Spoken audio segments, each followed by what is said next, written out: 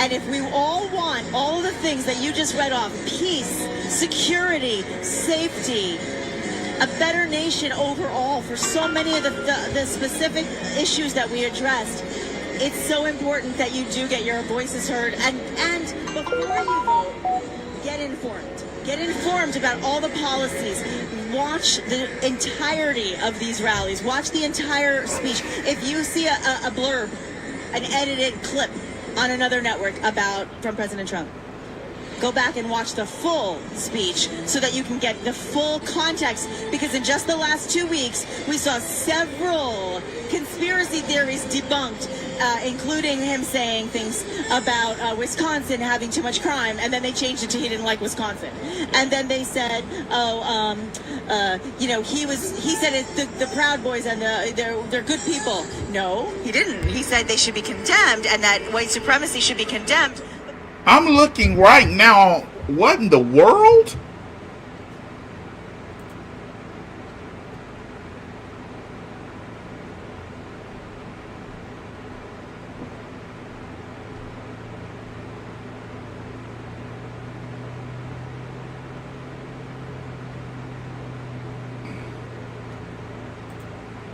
Trying to figure out why in the world is it why does it have a problem playing desktop capture?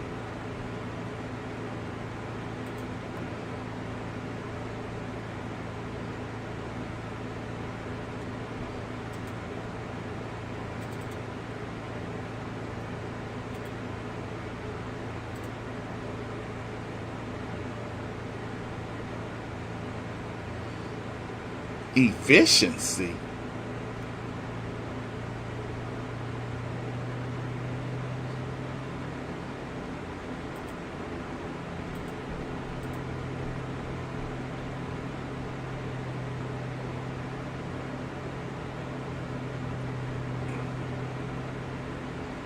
Why is my computer in efficiency mode?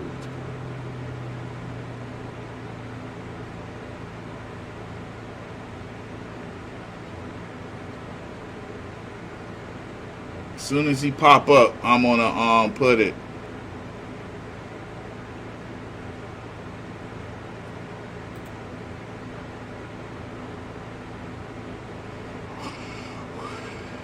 Turn off its efficiency mode. Process.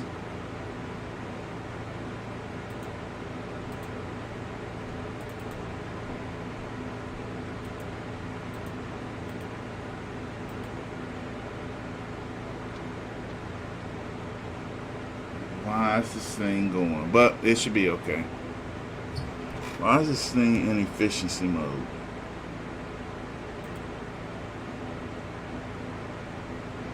Hold up. Let me do this. That's out.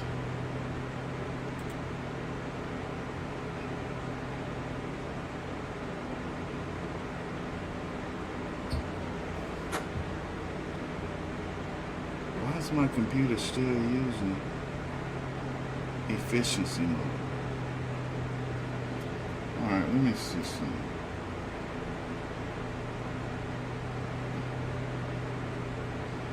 Let me go here.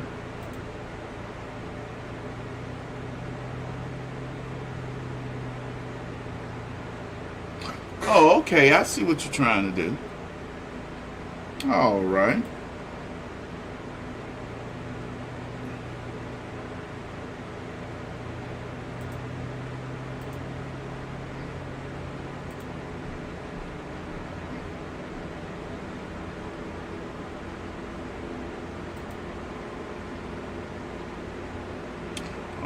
That's there.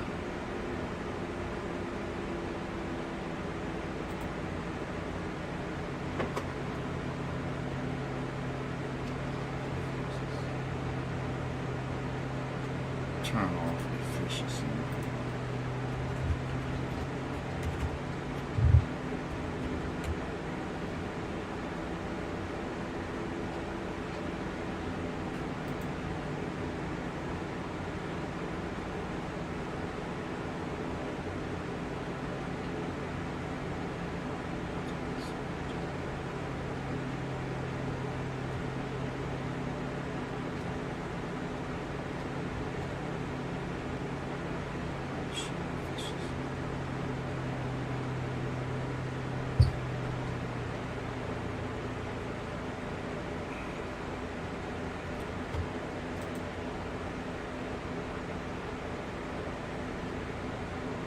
Okay.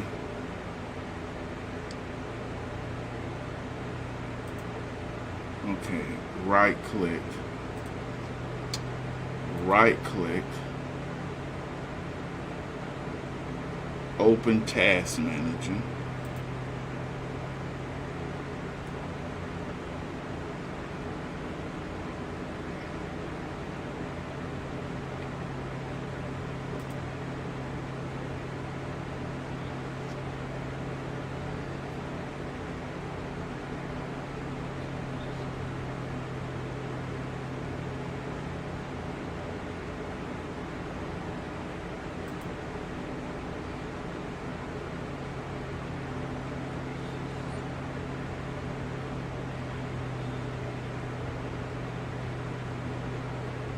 That's the crap.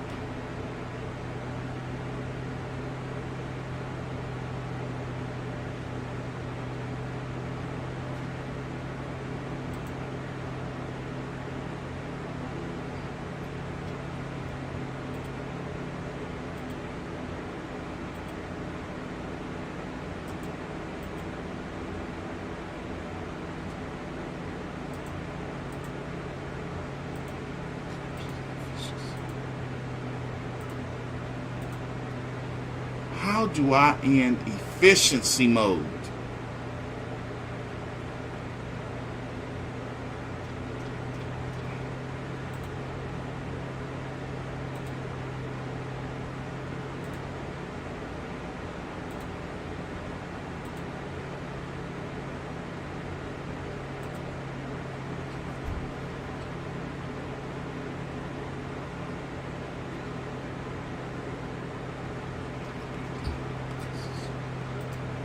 Show. I can't do my show like this. I can't. I'm gonna have to go back to him Saturday and get him to take this off.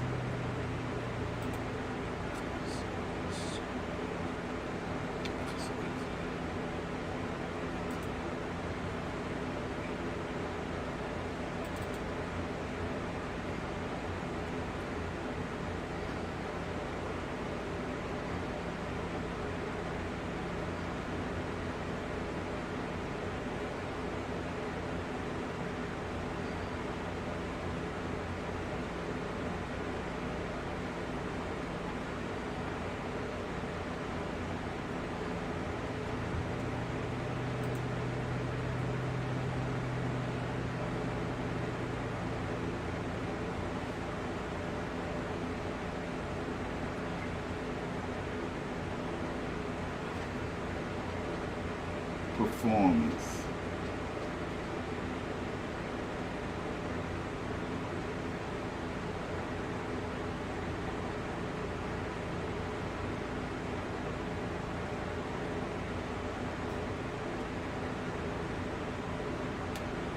Okay. Is it on yet? Is he on? Not yet. Not yet. That's what I need. That's what I need. All right. We're going to fix this.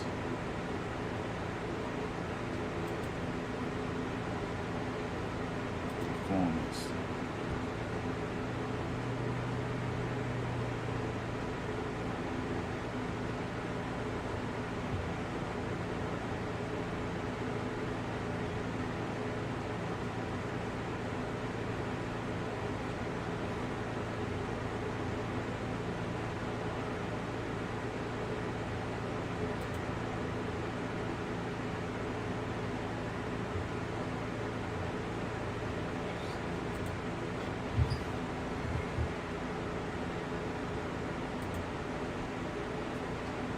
Let me see, is that it?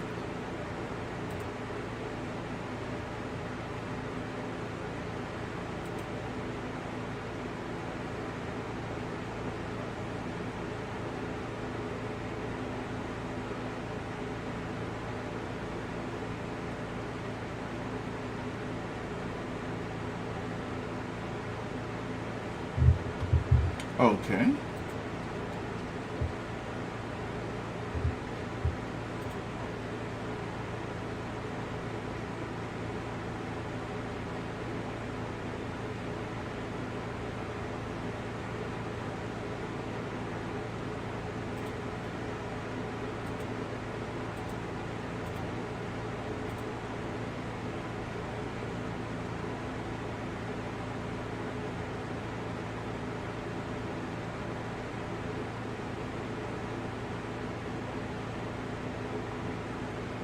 Okay, that's what I needed. That seemed to work. That worked.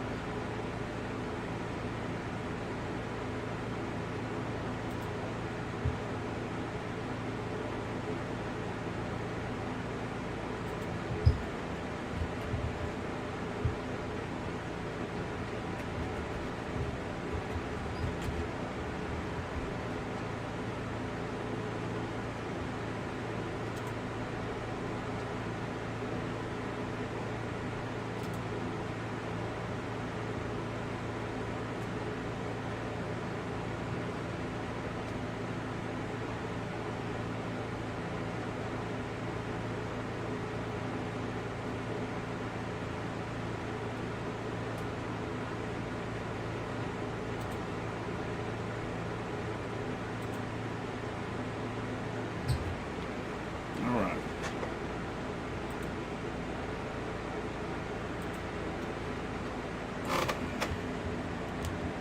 This up from the swamp. They've turned the swamp into a great, beautiful experience. Okay, I'm sorry to interrupt you. I did just get an update that potentially, let's see, hold on, let me double check.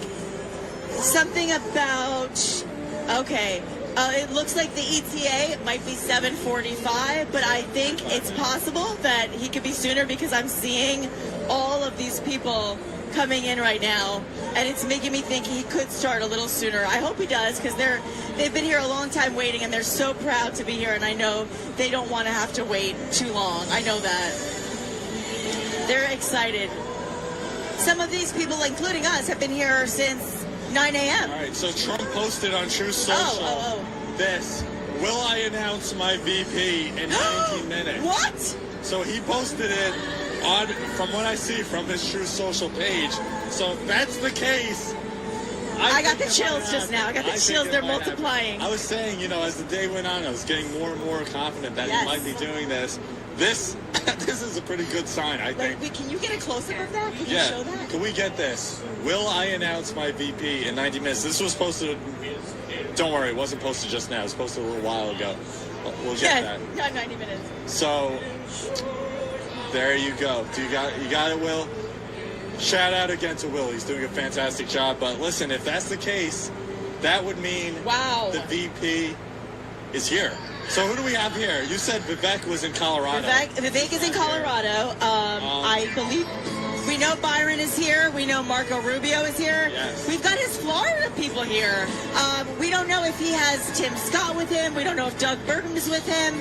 We don't know. We don't know. I mean, he could be with an entourage. Maybe Ron DeSantis is with him, for all we know. He could be with a lot of secret special guests, which I expect he might be. Maybe Tucker Carlson is with him. Actually, you never know.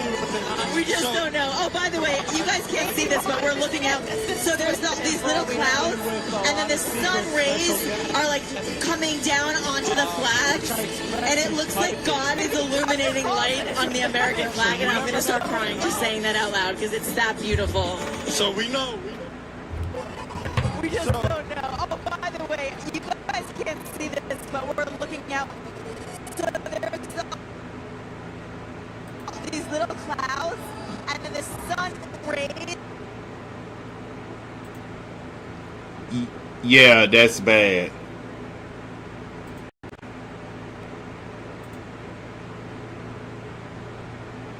There is no way to turn off efficiency mode.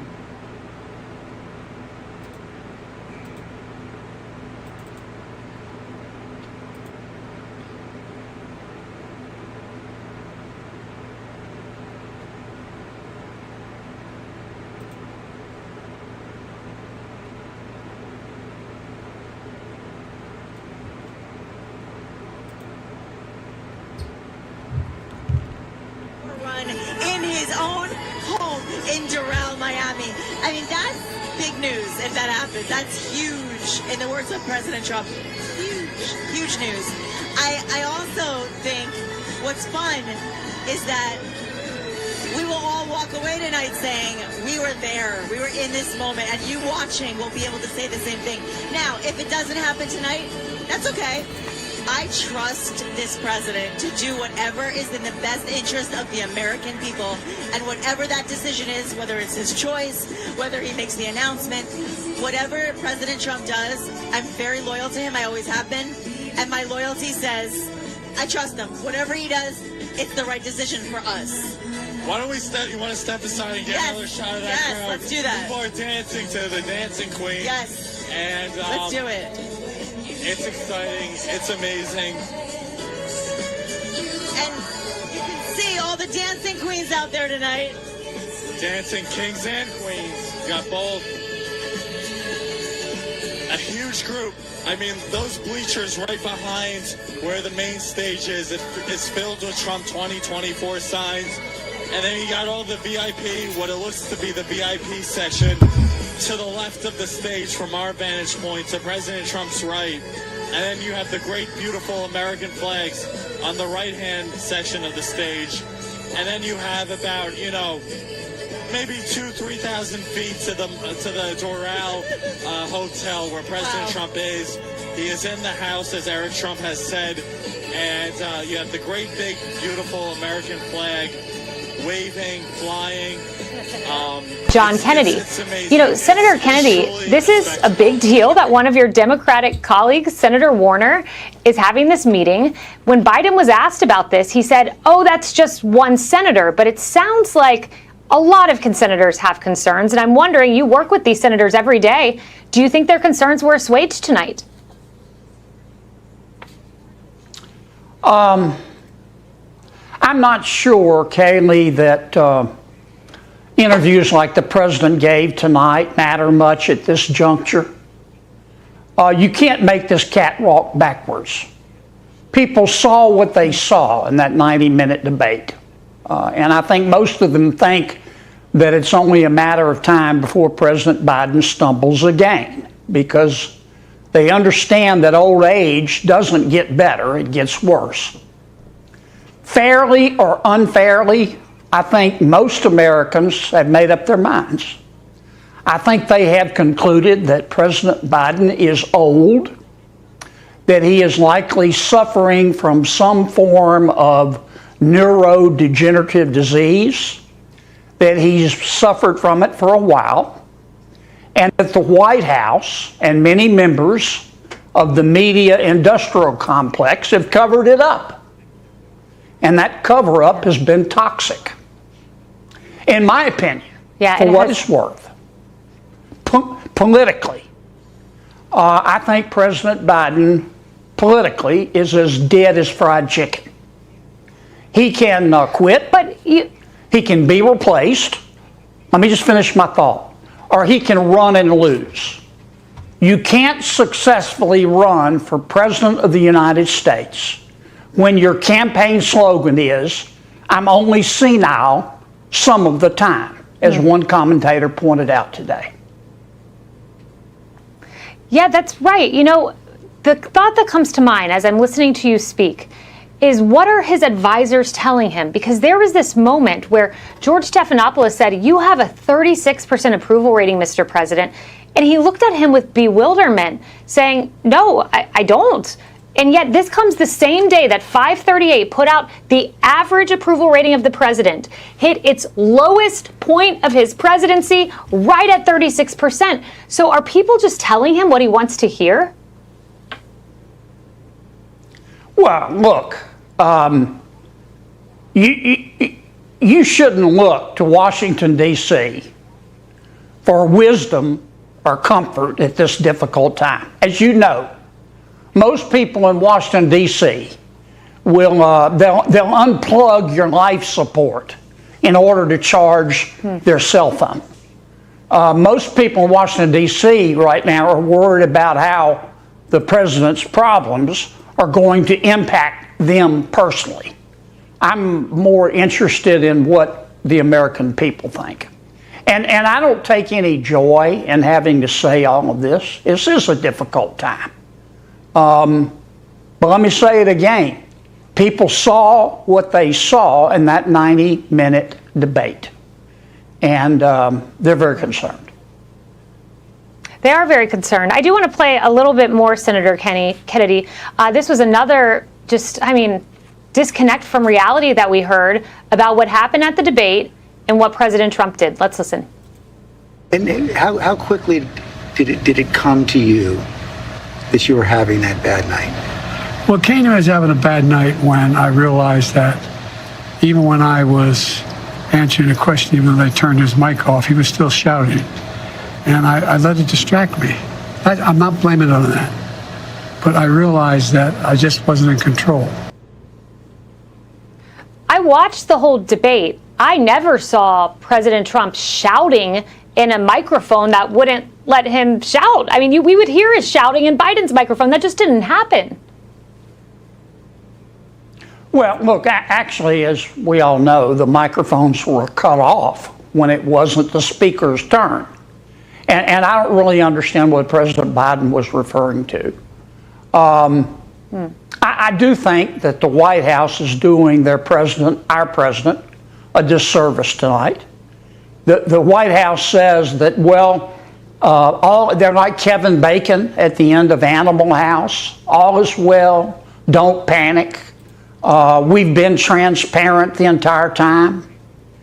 This White House, they would know transparency if it jumped up and yodeled and bit them in the butt. There has been a cover-up, and many members of the media have participated in it. And now some members of the media, they're running around going, we're dumbfounded. We never saw any sign of this. And they're asking, is the president, can he stand for re-election? His own Justice Department a few months ago said that he's not even competent to stand trial. What parachute did what planet did these people parachute in from? The American people may be poorer under President Biden, but they're not stupid. And their concerns and suspicions have been confirmed. They have been, and I'll never forget, it was the Vice President, Kamala Harris, in the wake of that, her report you referenced, who came in and vouched for the mental acuity of President Biden. Senator Kennedy, always such a way with words and so vivid in your language. Thank you very much. Hey, Sean Hannity here. Hey, click here to subscribe. Welcome back to the Big Weekend Show. Well, about 48 hours ago, President Biden refused to take a cognitive test. Have you had the specific cognitive tests, and have you had a neurologist, a specialist, do an examination? No one said I had to. No one said, they said I'm good. Would you be willing to undergo an independent medical evaluation that included neurological and cognitive tests and release the results to the American people? Look, I have a cognitive test every single day. Every day I have that test. Comforting. Now, fellow Democrats are also dodging questions on the issue. I don't really know what the substance of those tests are, or whether the measurement would be impactful for voters that have questions. I'd be happy if both the president and Donald Trump took cognitive tests. So that's a yes. I believe that President Trump has taken more than one cognitive test. But we often talk about these issues with Joe and we say, well, I'm not a doctor. But guess what? We have a doctor at the table, and so now all of our questions can be answered. Now, you haven't examined the president yourself, but I asked you this earlier to get the tea from you off the record in the green room. But now it's coming on the record. I want it on the record for the American people.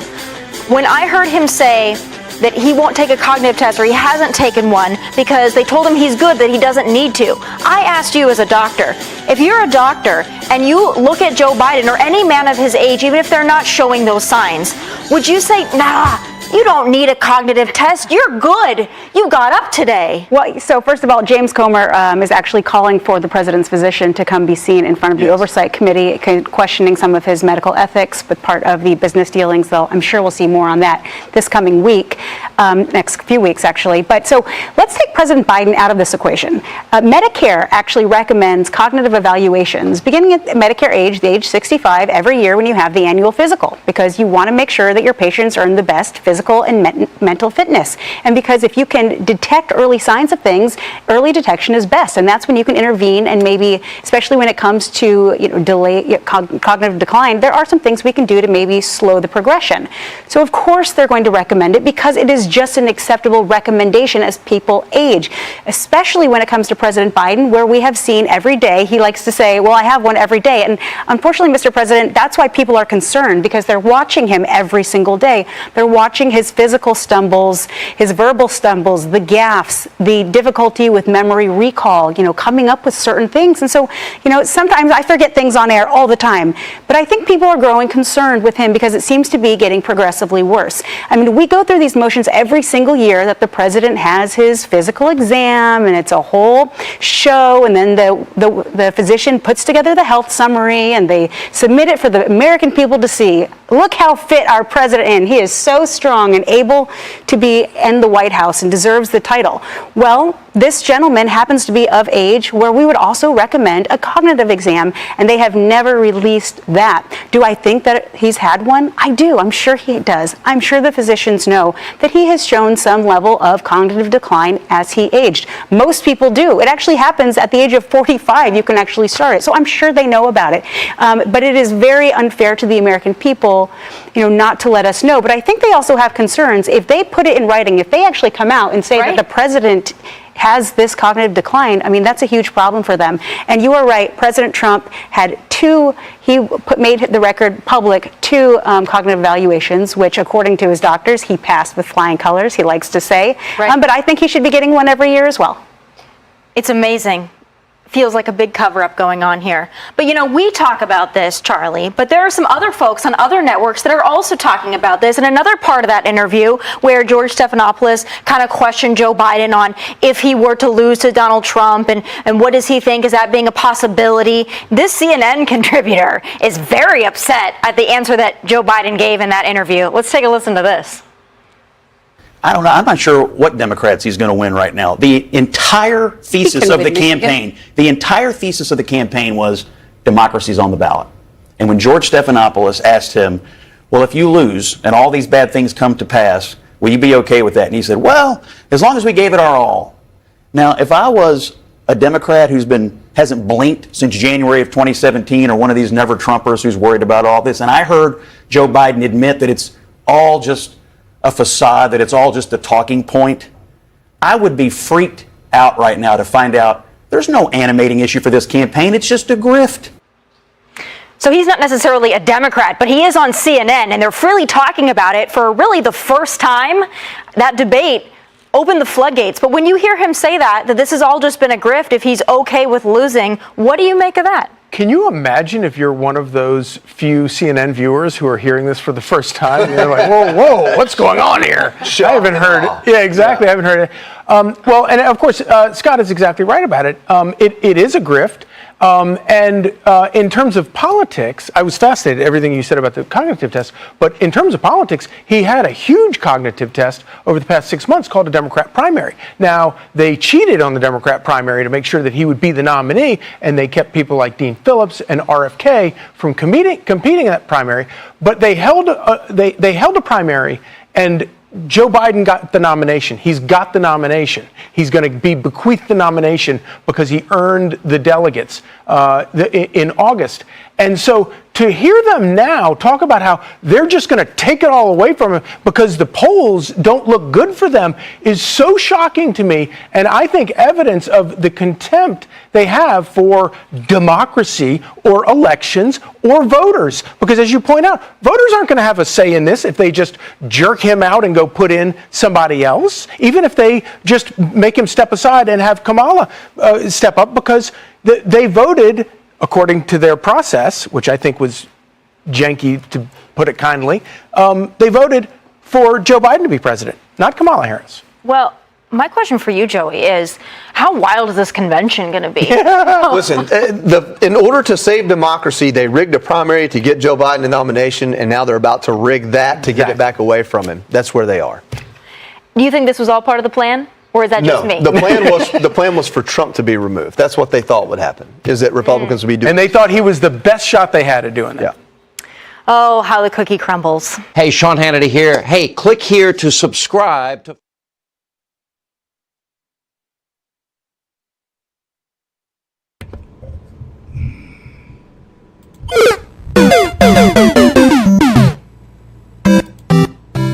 Yeah, I had to turn that down so it wouldn't be playing. Then they hit me with a copyright strike. Hello, everybody. Once again, one thing about President Trump, he gonna make you wait. So yeah, as soon as he come live, I'm going to take a shower. I'm just getting off work. Been exercising, working, running all day. Y'all, look, I still got on my work clothes. Look, I still got on my work clothes. Still got my tape measure, my keys. Yeah, I'm tired. But hopefully everybody's doing good. Amtrak Horn, Jay Hayes, Stanfree 123, Gunslinger Girl. Let me come over here. Debbie Nielsen, Tish McCanny. Yes, I am doing a show tonight. I'm gonna still do a show tonight. What I'm gonna do is I'm gonna let this play and go take my shower and stuff, knock that out, and then I still go live. Karen Sanders, Nikki Payne, Luke Pegas, how you doing?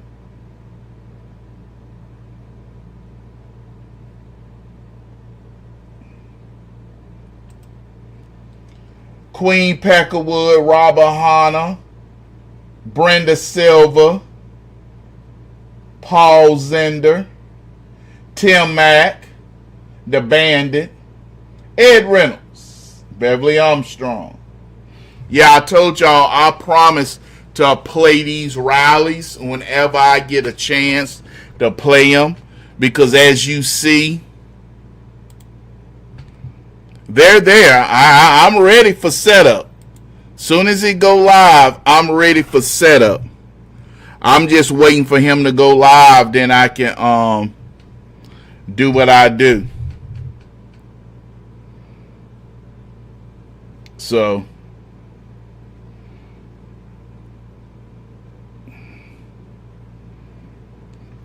seeing how behind I am. Okay, there we go. So whenever he catches in, I'm gonna stream him live. Is that him?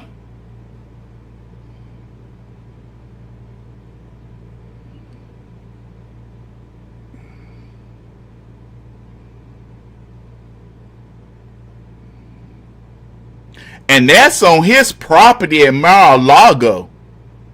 He's actually doing this at Mar-a-Lago.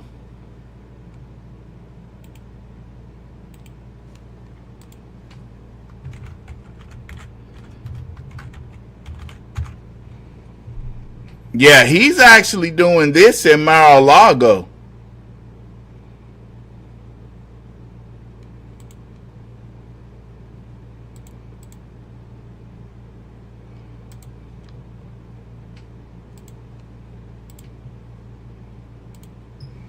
Yeah, he's doing this at Mar-a-Lago, so. And I heard it's warm down there. Yeah, I wear long sleeves to work. Yeah, I wear long sleeve t-shirts to work.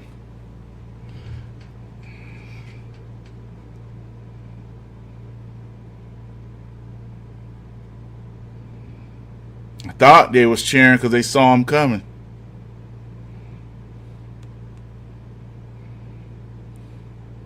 Let me see if anybody's saying anything.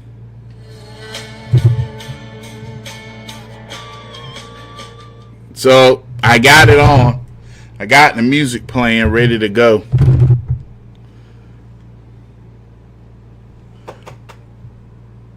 And I got the music playing, ready to go.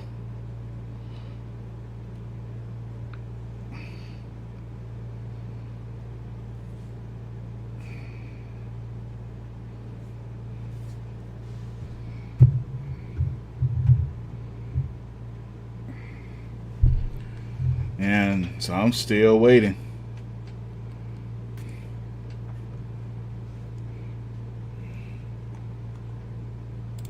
It's been 24 years since a Republican carried the swing state of New Hampshire in a presidential election. And now Donald Trump adding it to the list of blue states he is aiming to flip red this November. New Hampshire Governor Chris Sununu joins us now. Governor, it's great to see you. So, Governor, we see Team Biden, I believe they have about 14 different field offices around the state. Team Trump, I believe, has one in addition, and then another state party headquarters. But you have a political apparatus that helped get you elected to governor. What do you plan on doing to help President Trump win this election? Well, again, President Trump and the Trump-Biden election is kind of its own thing. And one thing I've kind of been trying to tell the team is, well, the president goes into some of these swing states like New Hampshire. He does the rallies. He gets a lot of folks out there. A lot of new folks are coming. Those are great. One thing that I've been telling the campaign that they should be doing to keep differentiating themselves from the Biden campaign is those retail stops, right? Those classic retail stops. It could be something as simple as walking into a coffee shop or whatever it might be. When President Trump walks into a coffee shop, the whole place goes crazy and the news goes crazy. It's all over the place. Biden can't do that, right? Because he's afraid to be asked a question, or he goes in and he eats an ice cream cone. He looks foolish. So finding those paths and those opportunities for former President Trump to keep differentiating himself, I think is going to be key in a lot of these different swing states. That's campaigning. That's how you win these races on the ground.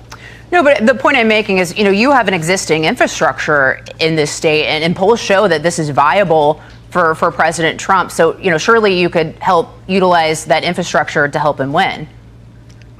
I don't know if I have an infrastructure. I'm not running for anything. But the other opportunity is the other campaigns. Like I'm stepping down as governor. You have two good candidates running in their primary to replace me. Those infrastructures, those armies on the ground are very valuable. The other thing New Hampshire has is 400 members of the House of Representatives. And what that means is we have 400 House campaigns going on right now. And so that's the infrastructure that presidential candidates, if they're smart, can really tap into. Those are folks that are on the ground, knocking on doors, talking to people every single day for 400 races across a small state like New Hampshire. That's an incredible army, if you will, for the Republican Party. In New Hampshire, like a lot of these other swing states, I think, you got to win ground up. Right? If you get the base out there, if you get the average everyday voters talking to their neighbors and their friends and family, if that's the infrastructure you're putting to work, that helps the top of the ticket. Trump only lost here by couple thousand votes or something in 2016, so it is very much in play for him going into 24. Well, and to that point, Governor, we have seen polling showing Trump up in the state of New Hampshire. How winnable is New Hampshire for him? It's very winnable. Oh, there's no question. Oh, this will be a nail biter. It'll be within 1 or 2% either way. Latest poll had him up a couple percent here. Now that was right after the debate. So again, that will tend to crest down to probably more of a dead even split.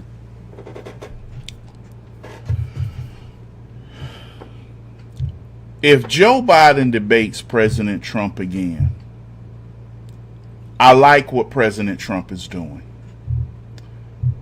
President Trump isn't downgrading or placing a low bar for Joe Biden. He's not doing that. What President Trump is doing, he is making sure that the Republican Party understands we cannot afford to start assuming Joe Biden is going to show up the stage and collapse during the debate. The answer is no. We cannot do that. What we have to do is we have to keep the pedal to the metal. Whenever somebody tell us about Joe Biden and he's not able and all this, say he'll be ready for the debate. Joe Biden be ready for the debate. Do not put Joe Biden back like they have done before. And then when they do that, he comes up on stage, he formulates a sentence, and everybody said he does well. What I honestly believe, honestly and truly, they are trying to position Joe Biden so everybody will expect him to collapse on the stage, not be cognitive, not be there, but when he goes up there, he have his one-liners. Who are you talking to, Jack? Let me tell you, we are not playing. That's what I really honestly think they're going to do that. That first debate, Democrats are truly mad. They're truly mad.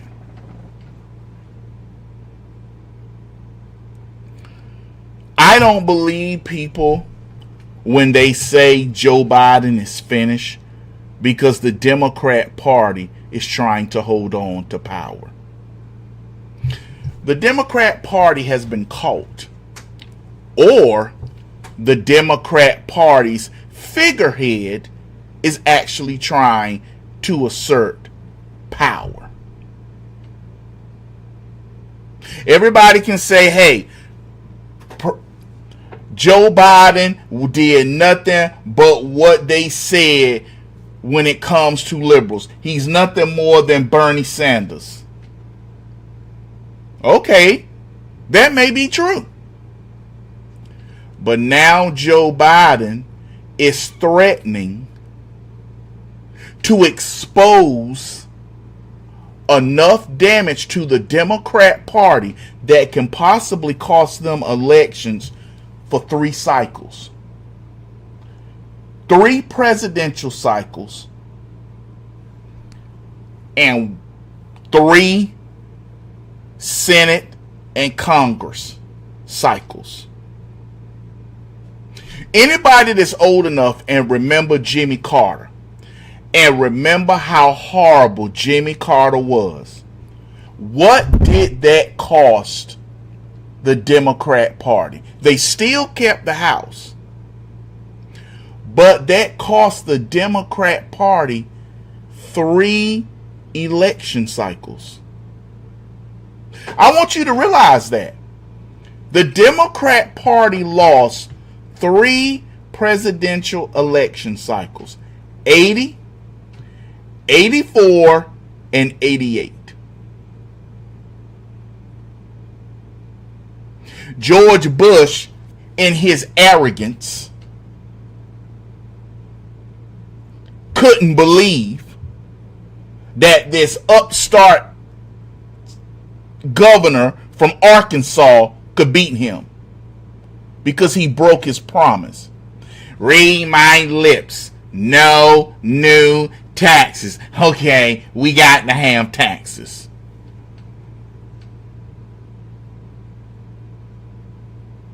That cost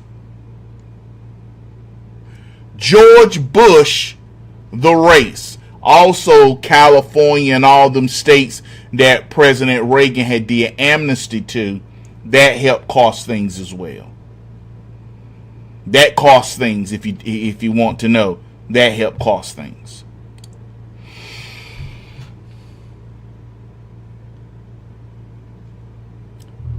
We could have had the Democrat Party beating for 4 election cycles. 80, 84, 88, and 92. 92. That would have been 16 years of Republicans. Bill Clinton would not have gotten credit for Reaganomics, because you do understand, Reaganomics is what the Clinton economy was. Okay, that's what we need to see. That's what I need to see is President Trump. Soon as he come up here, I'm out. Being that it's still playing that song, I can play it a little bit low. Hopefully everybody's enjoying it. And hopefully everybody is enjoying the show. But President Trump is live. But I'm telling you right now, we can beat the Democrat Party for 4 to 3 election cycles. If we can beat the Democrat Party 3 presidential cycles, that's President Trump, then we turn around and we install the next Republican president, whoever it is, Ron DeSantis, Vivek Ramaswamy, Tim Scott. 8 years, we can destroy the Democrat Party. We can pull back what Obama has done. And I'm telling you, we do need to reestablish in America God, number one, because we have taken God out of everything. We have tried to be so inclusive that we have turned our backs on God. Heavenly Father, I come unto you to pray. Lord Jesus, please forgive me of all my sins and iniquity. And everyone that's under me that's watching this screen, everyone there in Mar-a-Lago, protect them, keep them safe from danger seen and unseen. Protect them, Lord Jesus. Protect them. In the name of our Lord and Savior Jesus Christ, for he is truly God Almighty. Amen.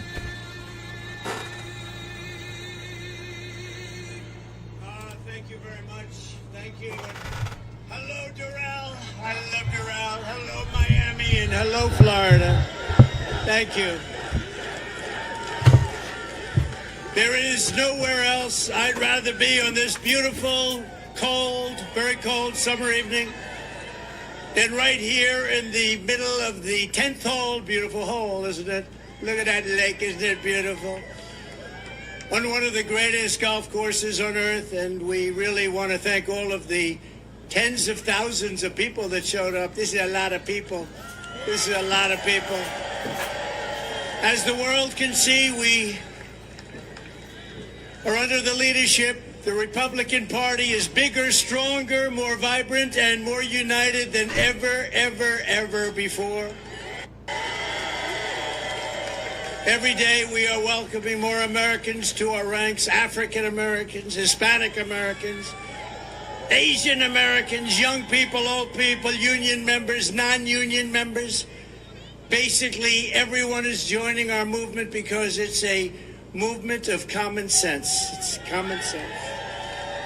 Whatever happened to common sense in government? We've got it. We've got more than anybody's ever had. Meanwhile, the radical left Democrat Party is divided in chaos and having a full-scale breakdown, all because they can't decide which of their candidates is more unfit to be president, sleepy, crooked Joe Biden or laughing Kamala. Laughing Kamala.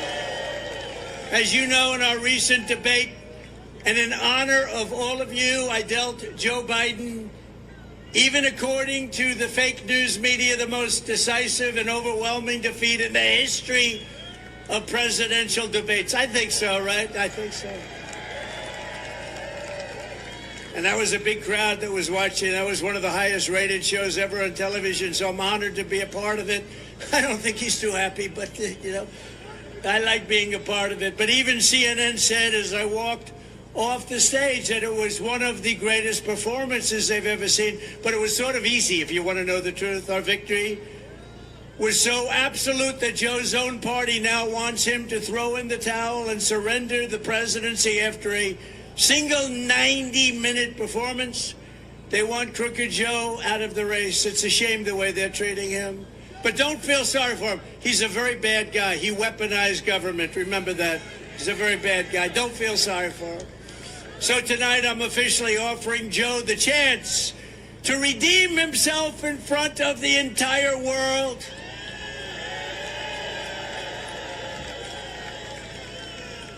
So Marco and Byron and everybody, here's what we're going to do. You guys can be referees if you like. Let's do another debate this week so that sleepy Joe Biden can prove to everyone all over the world that he has what it takes to be president. But this time it will be man to man, no moderators, no holes barred. Just name the place, anytime, anywhere. And in the debate, Sleepy Joe also declared that he wanted to test his skills and stamina against mine on the golf course. Can you believe this? Did you ever see him swing? He's like this.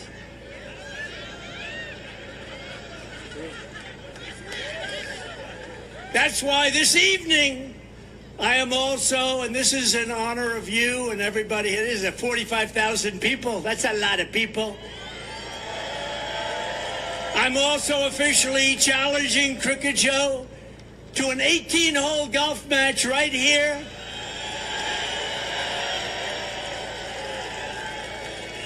On Doural's Blue Monster, considered one of the greatest tournament golf courses anywhere in the world, one of the great courses of the world. It will be among the most watched sporting events in history, maybe bigger than the Ryder Cup or even the Masters. And I will even give Joe Biden 10 strokes aside. 10 strokes, that's a lot. That means 20 strokes in case you don't play golf. I will give him 10 strokes aside, and if he wins, I will give the charity of his choice, any charity that he wants, $1 million. And I'll bet you he doesn't take the offer. I would bet because he's all talk. But what that match will do is prove that Joe is in fact all talk and no action. But on many things, not just golf. When pilots walk into the White House, he says he used to fly planes. He didn't. When truckers come in, he says he used to drive a truck. He didn't. When Jewish people are here, he always attended synagogues, he said, the Jewish people. He didn't attend a synagogue. Did he ever see a synagogue? He doesn't know what a synagogue is. When black people come, he spent his Sundays in black churches. All of it's false, all of it's fake. He's a fake. Unfortunately, he was like that in Afghanistan. He was like that with Russia, Ukraine, and he was like that on October 7th and the attack in Israel. He didn't know what he was doing. But whatever else can be said about crooked Joe Biden, you have to give him credit for one brilliant decision, probably the smartest decision he's ever made. He picked Kamala Harris as his vice president. No, it was brilliant because it was an insurance policy, maybe the best insurance policy I've ever seen, Marco. If Joe had picked someone even halfway competent, they would have bounced him from office years ago, but they can't because she's got to be their second choice. She has no choice and no chance. As vice president, Kamala Harris was given two jobs, two very important jobs, actually. First, she was put in charge of the U.S. border security and the border, and she never showed up. She's never gone. She never went there once, and the border's the worst border in the history of the world, not just in the number of years, the worst. We had the best border in history. She has the worst border in the history of the world. And then she was sent to Europe to deter Russia from attacking Ukraine. How did that work out? Not too good. Both times the result was a deadly failure. Since Kamala was made, the Biden-Harris administration has lost track of an estimated 150,000 children, many of whom have undoubtedly been raped, trafficked, killed, or horribly abused. I think of it, 150,000 children are missing. They're gone. Nobody knows where they are. Many are not with us any longer. She's 100% for the Green New Scam, supports banning the sale of gas-powered cars. Who wants to drive an electric car for the rest of your life? Does anybody? You don't want to drive for 45 minutes and then stop for 3 hours. Is that what you say? And wants the American energy industry totally shut down, starting with Pennsylvania fracking and Texas drilling. No drilling in Texas, no fracking in Pennsylvania, we just got a poll from Pennsylvania with 12 points up. That's a lot. We got a poll from Texas with 16 points up. And we have some great people from Texas here tonight.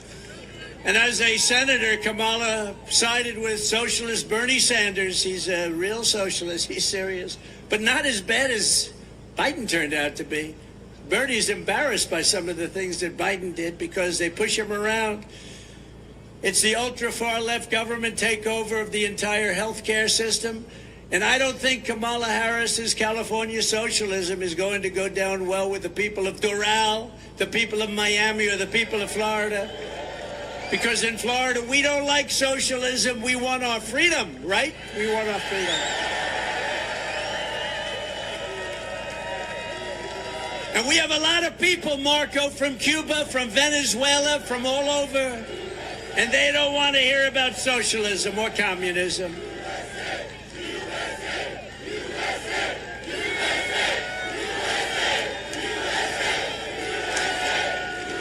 Thank you. Despite all the Democrat panic this week, the truth is it doesn't matter who they nominate because we are going to beat any one of them in thundering landslides. And this November is going to be amazing. Going to be the most important election in the history of our country because our country's going down the tubes. That's a nice way of saying our country's not doing too well. We've never had anything like it. Our borders, our economy, the worst inflation ever.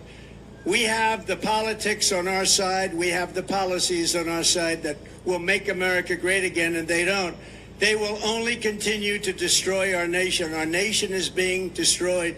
Joe, Kamala, and the entire Democrat establishment have been caught red-handed in the thick of the biggest scandal and the biggest cover-up. It's a cover-up. That's what it is. And I said it when they hit this guy in the basement and then they cheated on the election. It's a cover-up. It's the biggest cover-up in political history. As you know, they are all co-conspirators in the sinister plot to defraud the American public about the cognitive abilities of the man in the Oval Office. Sometimes he's there, not there often. Laughing Kamala, Laffin apostrophe, laughing. Laughing Kamala was in on it. Crazy Nancy Pelosi, who, by the way, is also very cognitively impaired. Have you watched her lately? She's not doing too well. She's not doing too well. I think she's worse than Joe. You want to know the truth? She was in on it. Crying Chuck Schumer. You ever see him cry? He cries when the phoniest crying I've ever seen. Crying Chuck Schumer was in on it. Every Democrat cabinet member was in on it. They all knew this guy was grossly incompetent, and every Democrat in the House and the Senate was in on it.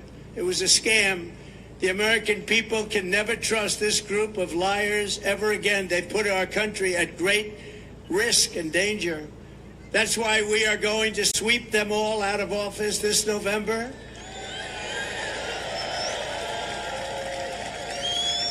I believe it'll be an election like no other. But the biggest problem for the radical left Democrats is that their candidates are very much, if you take a look, mentally deficient. Is that a nice statement? They are mentally deficient. I'm saying that because the other term is too tough. The biggest problem is that their policies are no good. Their policies are horrible. Americans want strong borders, not open borders. We want low taxes, not high taxes. You know, they want to increase your taxes 4 times by 4 times. We want a strong military, not a woke military. We don't have a woke. We have some woke generals at top, but they'll be gone so fast your head will spin. But we have a great military. We have a military that defeated ISIS in 4 weeks once I got in.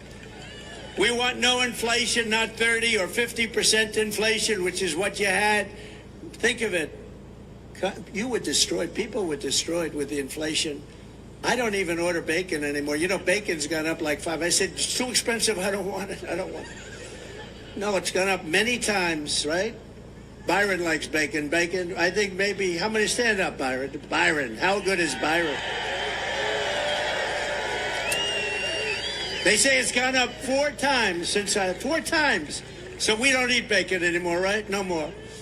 We want American energy independence, not all electric cars and the Green New Scam. It's the greatest scam Above all, we want America first, not America last. They want America last. What they're doing to our country is not even believable. That's why Florida is going to defeat the radical left Democrat hoaxers and liars, and the election day, we are going to tell crooked Joe Biden, Joe, you've done a horrible job. You're fired.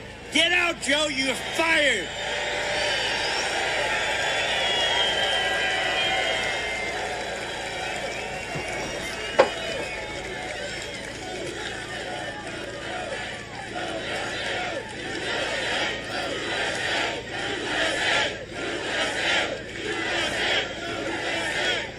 You know, it's only 103 degrees out here. So, you know, they built all these, they call them, sir, we have many water spots. I said, what about one for me? Do I have one? I don't have one, Marco. They gave water spots. Everybody has, they call it a water spot. Well, water comes out, you get, they don't have anything for me. I'm being drenched up here. With your vote, I will begin saving our country from every Biden disaster, starting the moment I lift my hand from the Bible after taking the oath of office. We're going to do it on day one. On day one, we're going to do it. I will seal the border, stop the invasion. We have an invasion coming through our southern border. And by the way, you know who wants that? You know who wants that invasion stopped the most? Hispanic people, because they don't want their jobs taken. They don't want their homes taken. And you know who it affects the most is black people, because these people are coming in and taking jobs at a level that nobody's ever seen before. What they've done to our country is unbelievable. But we want to send Joe Biden's illegal aliens back home where they belong. Remember, as I said, they come from prisons, they come from jails. All these countries are at record low numbers of crime. They're sending us their criminals from Caracas and Venezuela. Caracas, Venezuela. Next year we'll meet in Venezuela because it will be safe. Their crime has gone down 72% because they've sent all of their drug dealers, their criminals, and most of their prisoners into our country. But that's true with most countries. And if I were running one of the countries throughout the world, not just in South America, I would be doing exactly the same thing. I would have done it faster than they've done it. But our country is being destroyed. 2 weeks ago, it was revealed that Biden and Harris have allowed more than 50 radical Islamic terrorists, some of the worst in the world, by the way, to cross our border and remain at large in our country. And we have no idea where they are. They have no idea also where these terrorists are, but Joe and Kamala are simply carrying on with business as usual, holding fundraisers, taking afternoon naps. And as Joe says, I want to go to the beach today. The guy thinks he looks good in a bathing suit. Did you ever see? Well, somebody in his staff told him, you look great in a bathing suit. He can't lift the chair. You know, those chairs are meant for children and old people to lift. Old people and children. And he can't lift them. They weigh about 4 ounces.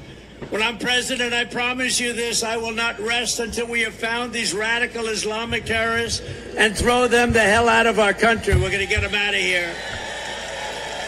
And we will not let them back in. So many people, very few were thrown out, but the ones that came back in during this Biden administration of open borders, who the hell wants open borders? How crazy is it? Under the Biden border disaster, other countries are emptying out their prisons and their jails. They're emptying out their mental institutions. And I go a step further. You know what an insane asylum is, right? Did anyone ever see the lovely movie Silence of the Lambs? Did you see it? Did you ever hear of Hannibal Lecter? He was a lovely man. He would love to have you for dinner. He will take you. You had many people for dinner. Well, we have a lot of people coming in. They always say, oh, that's terrible, that Trump would say. He is rambling about Hannibal Lecter. No, I'm not rambling.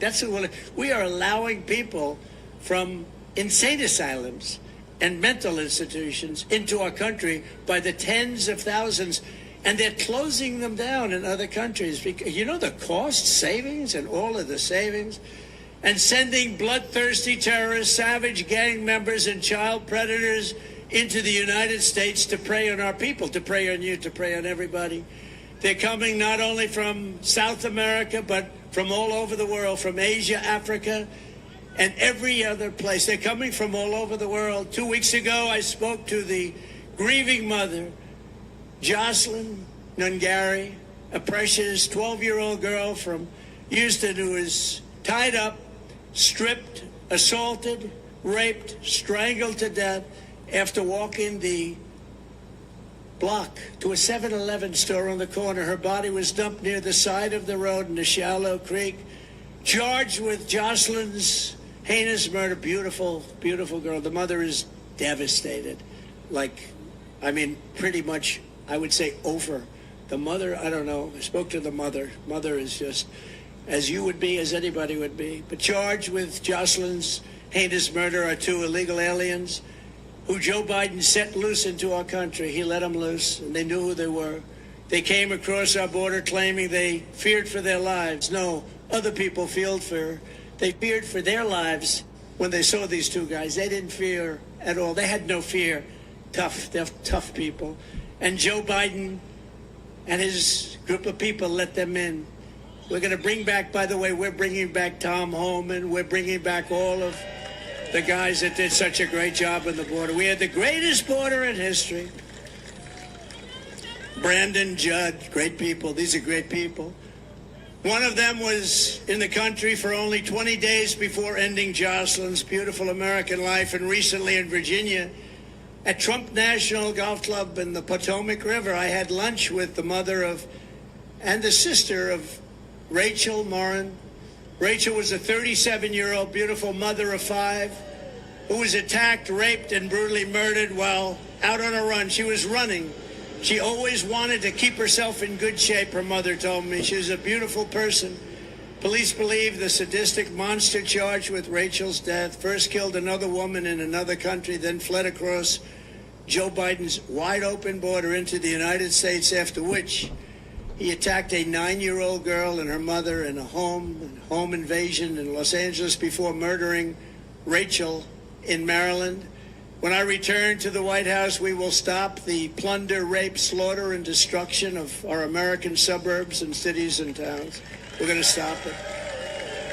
We will shut down deadly sanctuary cities. I will shift massive portions of federal law enforcement to immigration enforcement.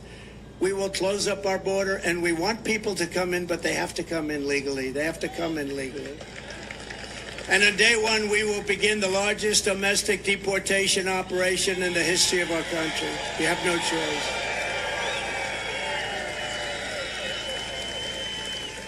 And as I say, and I say it all the time, and I already said it to you, no one has been hurt more by the Biden invasion than our great African American and Hispanic American populations. Under Crooked Joe, 109% of all net job creation over the last year has gone to migrants. Did you know that? Almost every job that was created has gone to migrants. In fact, more than every job. It's crushing wages for American workers, draining resources for American citizens, and stealing American jobs. And they are stealing them at levels that nobody's ever seen before. Joe Biden wants to be the president for illegal aliens, but I will be the president for law-abiding Americans of every background, every walk of life, and every race, religion, color, and creed. Joe Biden's job numbers are fake. They're fake numbers, and the fake media knows it, but they don't look at all of them back there. Oh, that's a lot, Marco. That's a lot, Marco. I think they probably think I'm going to be announcing that Marco's going to be vice president. I don't know. Because that's a lot of press. That's a lot of press. They're also overwhelmingly part-time jobs, which really means that they're second jobs of people who are struggling to get by. They're being taken by the illegal migrants that are coming into our country in these record numbers. We've never seen anything. It is indeed an invasion. When I return to the White House, I will once again be the greatest jobs president that God has ever created. And like we had 5 years ago, 6 years ago, 7 years ago, we will have full-time jobs at a level that nobody's ever seen before. We had the greatest economy in the history of the planet. Well-paying jobs and jobs that can support a home and a family very, very easily. We had it all. As everyone knows, the Biden economy is a nightmare for working families under Crooked Joe. Inflation, price hikes, and they've cost, listen to this, $28,000. $28,000. And you know, under Trump, you made $14,000. That's a big swing. Under Biden and Harris, half of Americans are not taking a vacation at all this summer because they can't afford to do it. Most say it's because the cost of daily life is so high, no matter what they make, they can't. Because, you know, they like to say 20%, 29%, 26%, 31%. I think your inflation, your real inflation, is way over 50%, and I believe that. Meanwhile, Crooked Joe has spent almost 50% of his presidency on vacation. Almost all of it, including many, many weeks on the beach. And mansions are in, think of this. Here's a guy that's been a politician all his life. He's got homes in the Virgin Islands, Nantucket, Lake Tahoe, Kiowa Island. I mean, where the hell did they get all this money, Byron? He's got more homes than I do. What the hell is going on with him? And that home he's got in Delaware is pretty nice, right? But remember, they said it was his son's home. You know, his son is running it, right? You know that, right? You know that. He's running our government. And Jill is helping. Jill is helping. Where's Hunter? Remember the sign? Where's Hunter? Where's Hunter? He's in the White House. Hunter is in the White House running government right now, they say. That's interesting. No wonder Joe doesn't want to give up the job. His own staff says that the only hours he works are 10 a.m. to 4. Does anybody here have a job like that? Raise your hand, please. And I doubt he even spends that. And today he's with the people from NATO. And these people are sharp. I know them very well, every one of them. They're very smart. They're at the top of their game. And they're saying, what the hell is with this guy? We can't figure it out. You know, I saved NATO because when I went down, hey, Barack Hussein Obama, has anyone ever heard of him? He would go and, you know, go to wherever they're holding the NATO meeting, and he'd make a nice speech and he'd leave. And Bush would go and make a nice speech and he would leave. In all fairness, Bush, oh yeah. But he'd make a nice speech and he'd leave. They'd all go make speeches and they'd leave. They wouldn't even stay there a day. I went and didn't make a nice speech. I said, what the hell are you doing? Nobody's paying. Nobody was paying. But I didn't want to be obnoxious because I felt, you know, it's the first time I had ever done this. I went. I didn't even know what the hell NATO was too much before, but it didn't take me long to figure it out, like about 2 minutes. And the first thing I figured out was they weren't paying. We were paying. We were paying almost fully for NATO. And I said, that's unfair, but I didn't want to make a big mess. You know, I was president for about 15 minutes, and I didn't want to, you know, go after NATO as my first thing. But 6 months later, I went back to the second meeting, and I said, you know what? You're not paying your bills. You got to pay your bills. Somebody stood up from one of the countries, 28 countries, and only 7 were paying what they should be paying. 28 countries, think of that. And these countries, now we added a couple, but 28 countries. And they said, sir, could I ask you, I said, you have to pay your bills. They said, sir, may I ask you a question? If we don't pay our bills, will you protect us from Russia? I said, you mean you're delinquent? They said, yes, we're delinquent. Let's say we're delinquent. Would you protect us? I said, no, I will not protect you from Russia. The money came in by the billions. It came in. There's never been, right? There's never been. Where's Waltz? Where's Congressman Waltz? Am I correct, Mr. Guy? This guy loves the military. He gets sick when he looks at what we're doing, but he loves it. Is that right? I got billions and billions, hundreds of billions of dollars came pouring in because he said, oh, this guy's a little different than the other guys. But Joe Biden is a part-time president while you are working overtime to get by. He's a part-time president. He doesn't work. Well, he can't work because he's mentally no good. He's shot. But he was shot 25 years ago. You know, he was never a smart person. In fact, Ted Kennedy was actually a friend of mine. Can you believe it? Because of Palm Beach. He lived in Palm Beach. The Kennedy compound, for those that think the Kennedys are struggling, they had the Kennedy compound, but I did him a favor, and he liked me, and I was very good to him, actually. And I said to him, Ted, let me ask you a question. Who's the smartest senator? Tell me. And he gave me a name, but I won't say it because I can't stand the guy, okay? I'll tell you later, Marco, who he said. It wasn't you because you weren't there yet, so kept. But I said, who's the smartest? He gave me a name. I said, so who's the dumbest? He goes, probably Joe. This is like 20 years ago, 20-something years ago. Probably Joe. I said, who's Joe? He said, Joe Biden. I said, really? He's a dumb guy? Yeah, he didn't understand policy. He didn't understand tax. He didn't understand anything. He's hale and hearty and well met. And outside of his really bad hair, he's, sort of a good-looking guy at the time, right? I think the facelift did not help him. No, he said, I'm going to get myself a facelift. I'm going to give it one more try. He tried it 3 or 4 times. Didn't work. He tried it 3 or 4 times, and he said, I'm going to look great. I'm going to get a facelift. You know what took him so long to get into the race? The facelift didn't work. Under my leadership, we will make America affordable again so that every American family can afford to take a thing called a vacation. Isn't that nice? And on day one, we will throw out Bidenomics and replace it with a thing called MAGA-nomics. We will quickly build the greatest economy in the history of the world. I will repeal every disastrous Biden regulation, of which there are many. Cancel Crooked Joe's insane electric vehicle mandate. How stupid. And we will drill, baby, drill. We're going to drill like we never drilled before. We were energy independent 4 years ago. Think of it. We're going to be energy dominant within months. 4 years ago, energy independent. I will deliver large tax cuts, larger than you even have now. I tell the story to people. It's hard to believe. I reduced taxes, the largest tax cuts in the history of our country. I reduced them bigger than the Reagan tax cuts many years ago. And with a lower rate, the following year, we took in much more tax money. Think of it. So we're getting much less. That meant for small businesses, large businesses, because that's what the job creators are. For middle-income people, low-income people, everybody. And he wants to let that expire. And if you do, your taxes are going to go up about 5 times, 4 times to 5 times more. How would you feel if they raise your taxes by 4 or 5 times? Not 2.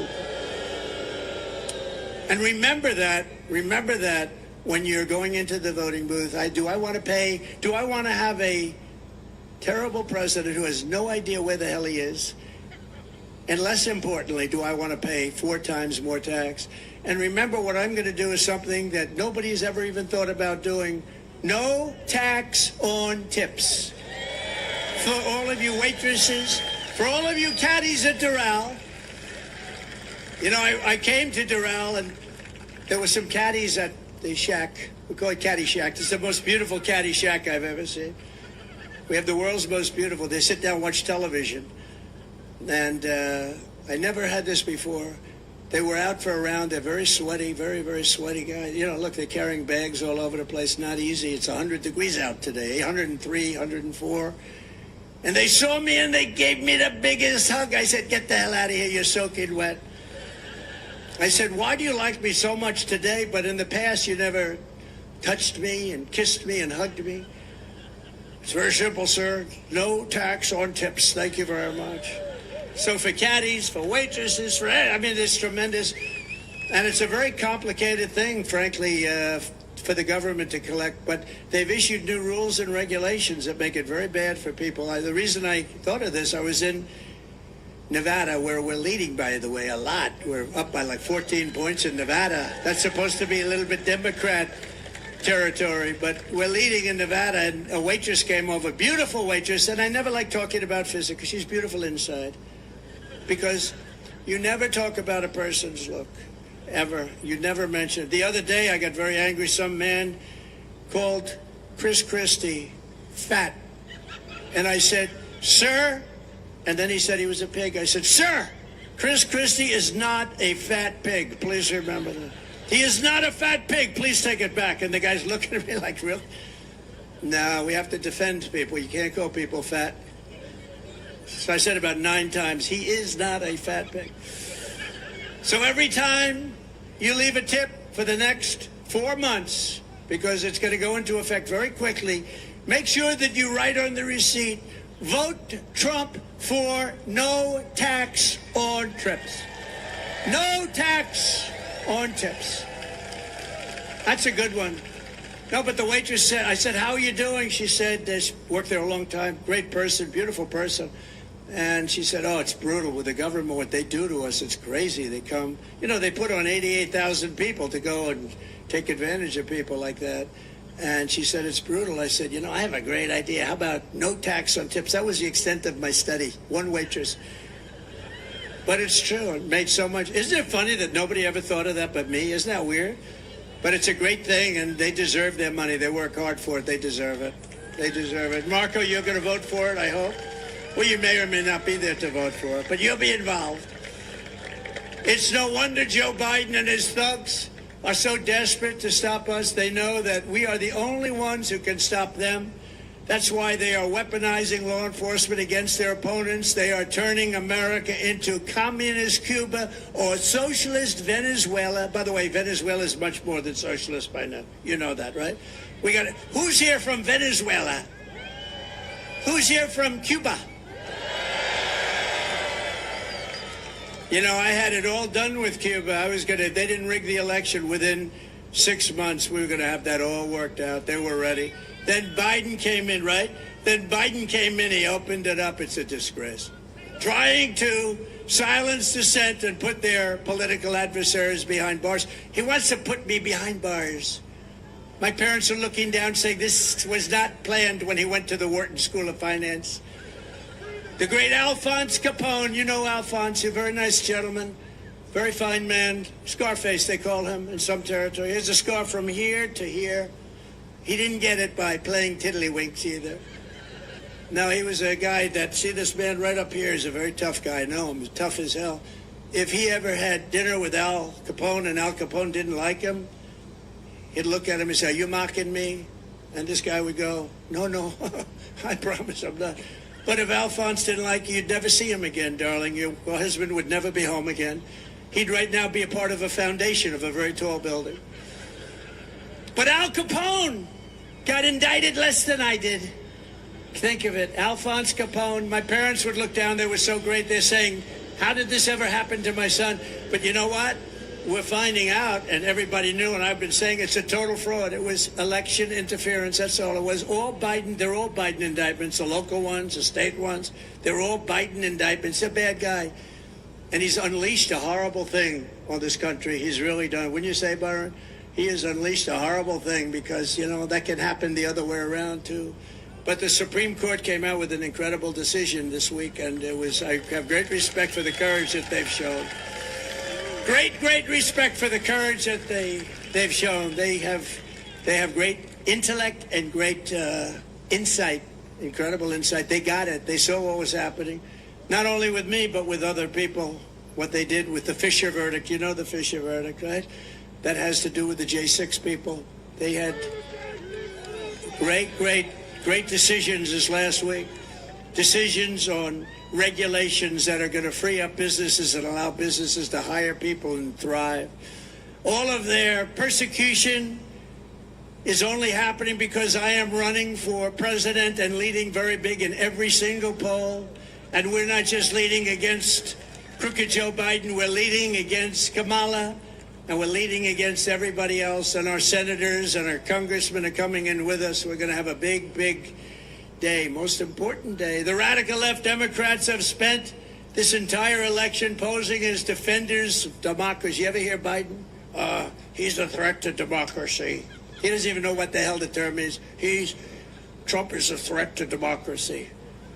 This guy, low IQ. He's a low IQ individual. But they're lying in the entire world of Joe Biden's condition. I mean, you see his condition. You see them frantically trying to overturn the results of 50 state primaries and install a new candidate at the behest of their very rich donors. Do you know that we took in record numbers over the last 4 weeks, and most of it was taken in with small donors, $61 on average, $61. And those people vote. But the Democrats, I think that their funding is stopping because I think that They're rich donors. They have a lot of rich donors. We have some, but we don't really focus on it. We focus on the small donor. To me, one thing, every small donor votes. The rich donors there in Monte Carlo during the election. You know, how's the election going? Joe Biden is a threat to democracy. He is a major threat to democracy, and Democrats are the ones who really want to destroy democracy in our country. The radical left Democrats rigged the presidential election in 2020, and we're not going to allow them to rig the presidential election in 2024. And every time the radical left Democrats, Marxists, communists, and fascists indict me, I consider it a great badge of honor. I do. Because I'm being indicted for you. Never forget, our enemies want to take away my freedom because I will never let them take away your freedom. It's as simple as that.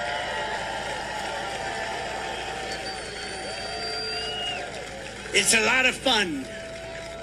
It's a lot of fun being indicted. Thank you. I didn't know.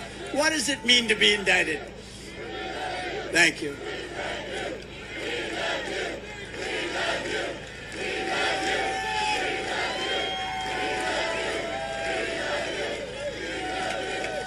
They want to silence me because I will never let them silence you. And in the end, they're not after me. They're after you. I just happen to be standing in their way, and I always will be standing in their way. We're not going to let happen to our country what's happened to so many countries that many of you people were very much involved in through your parents and grandparents. You know what happened to so many of those countries. We're thrilled to be joined tonight by many fantastic Florida patriots, including a man who's become really a friend of mine. We had a vicious campaign for a while, and he was tough and he was smart. And I got to really know him well over the years, and he's a fantastic guy, Senator Marco Rubio. Marco? Thank you, Marco. Thank you. And you have a great tandem because you have another great senator who was a great governor, fantastic governor, Senator Rick Scott. Thank you, Rick. Thank you. Thank you, Rick. We have a lot of congressmen. Let's introduce it. What the hell else do we have to do, right? Should we introduce? And by the way, at the end, do you want the music or do you want no music? Music, ready? Music or no music, ready? Who wants the music? Who wants a little bit quicker, no music? I think we have music tonight. Get the music ready. Get the music ready. We have some incredible, talented warriors, representatives. Corey Mills. Corey, thank you. Thank you, Corey. Great guy. Brian Mast. We love Brian. Thank you, Brian. Mike Waltz. Thank you, Mike. Doing great. A man I'm not going to get into a fight with him anytime soon. Byron Donalds, who's fantastic.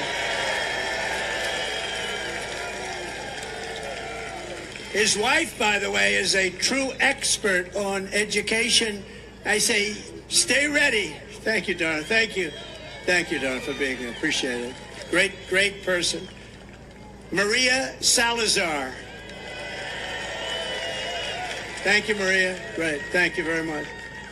Carlos Jimenez. Carlos. Good man. Mario Diaz-Balart. Thank you. Thank you. Great job. You have a fantastic lieutenant governor who's here, Jeanette Nunes. Jeanette, thank you very much. Thank you. Thank you, Jeanette. Thank you. And Florida State Senators Debbie Mayfield.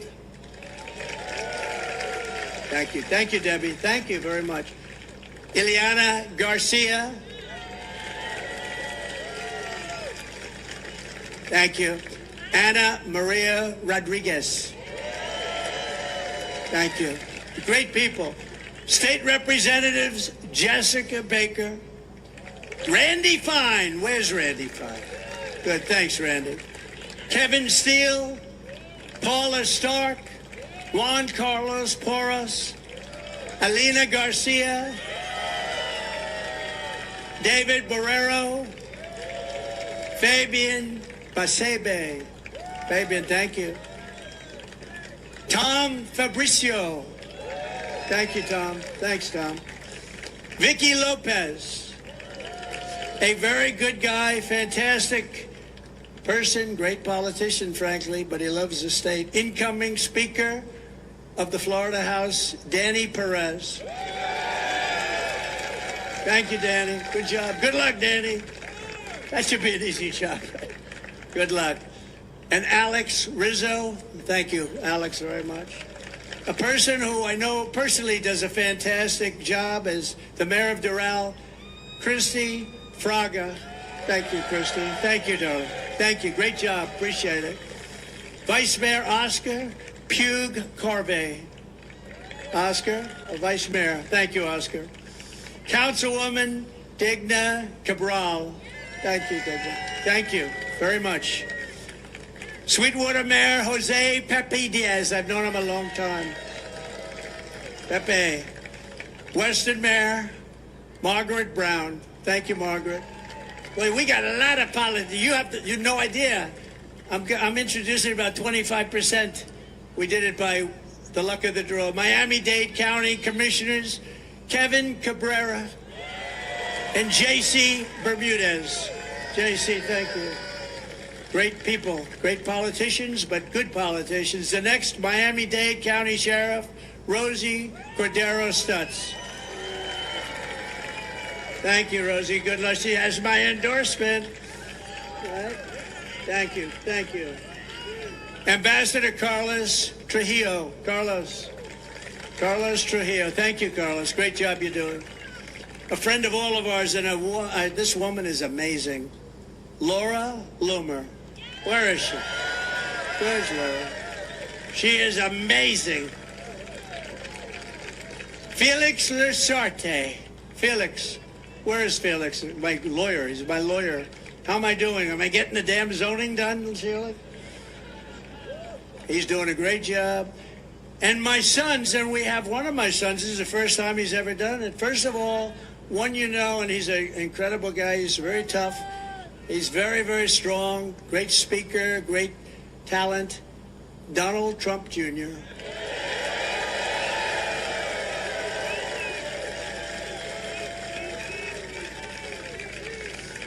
And another son who's here tonight. I love when my sons and family come, you know, it's really nice. Somebody who's fantastic, works so hard, so smart, has a great wife, as does Don. Oh, you like Laura, right? Let's get off Eric and let's talk about Laura. Laura's only the head of the Republican Party. She's upwardly mobile. She's upwardly mobile. But a man who's done an incredible job at the company, and I think there has never been a human being that's had more subpoenas. Every day Congress would serve a subpoena on him, and he has done some job, I'll tell you. Eric Trump.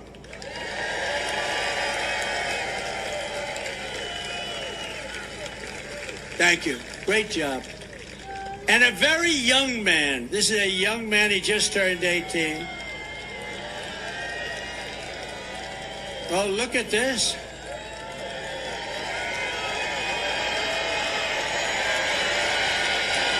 A very young man who's now going to college, got into every college he wanted to, and he made his choice. And he's a very good guy, I'll tell you. You know, I'm not allowed to call them boy, but he is my boy. He's my boy. They're all my boys, right? When you have sons, it can be any age. They're your boy. They're always going to be. And he's a very special guy. Barron Trump. This is the first time he's ever done this. Barron.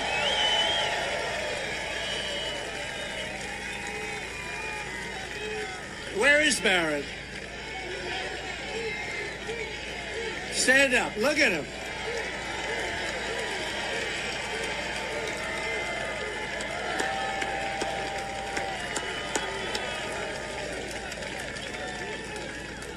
That's the first time he's done it. That's the first time, right? Hey, you're pretty popular. He might be more popular than Don and Eric. We got to talk about this. Hey, Don, we got to talk about this, huh? All right. So, Barron, it's good to have you. Welcome to the scene, Barron. I don't know. He had such a nice, easy life. Now it's a little bit changed. Anyway, a special guy, right? Also, some grandchildren who are very talented. Two of them are great golfers, really great golfers. You all know about Kai. Where's Kai? Kai. And a real little killer. She hits a long ball for her size. She can barely lift the club until she swings. Her swing is perfect. Chloe.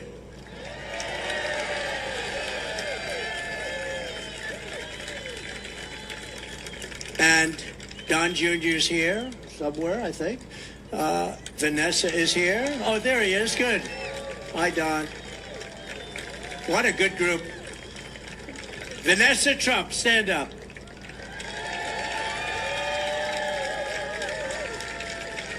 Thanks. Thank you, Don Jr. That's good. Don the Third. And also a real friend of the family. She's been friendly. You know, she started off on The Five years ago, and she made that show very successful. She was the star of that show, actually. And she was always good to me a long time, long before I knew her in this capacity. And she was really a big star on television, very, very big. The Five, when it was just in its infancy and it was hot as it could be. Kimberly Guilfoyle. Thank you, Kimberly. And she hasn't stopped.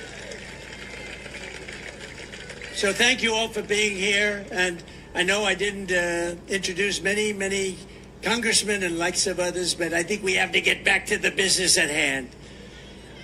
Is it too hot for anybody? No, not bad. Once you get used to the fact that you're soaking wet, from the moment we take back the White House from crooked Joe Biden, I believe we are going to have the 4 greatest years in the history of our country. Before I even arrive at the Oval Office, shortly after we, all of us together, win the presidency, I will have the horrible war between Russia and Ukraine settled, and I will prevent our nation, and we will prevent the whole world from entering World War III, because that's where we are. We're very close to World War III, and Biden doesn't have a clue. We should have never allowed, if you think about it, Russia, Ukraine would have never happened. October 7th, the attack on Israel would have never happened. Inflation would have never happened. Think of our country if the election wasn't rigged. Think of it. Think where we'd be if they didn't rig that election. So we're not going to let it happen again, because our country won't exist. It would be I believe it would be the last election we've ever had if anything happened. I really believe it. We're not going to let that happen. You got to get out and vote. If I was president, though, and think of it, Afghanistan, one of the most embarrassing moments in the history of our country, would also never have happened. It would have never happened.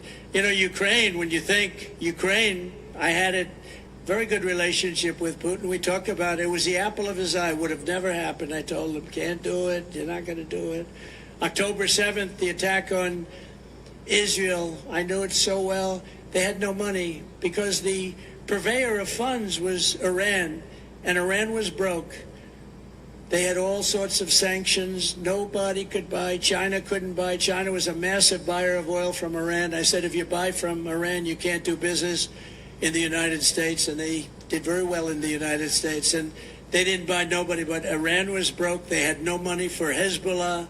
They had no money for Hamas. And we had no terror. You know, I always wanted to talk about it when I was president. I was 3 years in, 3.5 years in. I said, I want to just brag a little bit. I want to say that we had no terror. There was no terror attacks in 4 years, but I wanted to brag about it. But I wanted to wait till I got out, and now I brag about it all the time. We had very few terrorists allowed into our country. We had year 2019 where the charts come out, how many terrorists enter the country. Now, I think they're wrong because I can't believe it, but they actually had no terrorists. 0 terrorists came in 2019. That was a Trump year. Now we have thousands and thousands of terrorists pouring into our country from all over the world, and they're the worst terrorists in the world. They're the biggest and the worst, and we got them living in our country. They actually put down 2019, Trump, no terrorists, 0. I don't believe that. but that's what they have. And that was done by Border Patrol and others, State Department. I'll take it. I don't believe it, but it was very close to nothing. And they actually have 0 terrorists came into our country. We were tough on it. And we would not have Russian warships and nuclear submarines surrounding Cuba 60 miles off our coast. You know that, right? For all of you people in Cuba, congratulations. You're now being protected by Russia. Congratulations. Can you imagine that the press, the fake news, those people, they don't even talk about it. We have nuclear submarines and 5 warships in Cuba, and they don't even talk about it. If that happened to me as president, it would be the biggest story every single day. But they don't talk about it because they're fake and corrupt news.